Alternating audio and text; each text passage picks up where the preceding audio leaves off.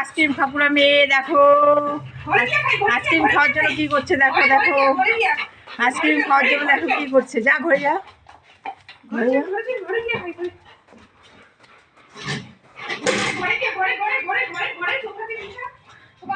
Ice cream দেখে পাগল হয়ে গেছে ন্যান্সি বুড়ি। ওই সোফাতে খা, সোফাতে সোফাতে। এই দেখো আইসক্রিম খাওয়ার বুড়ি, আইসক্রিম দেখে পাগল হয়ে যায়। এখন যা বলবে ওকে তাই শুনবে। আইসক্রিম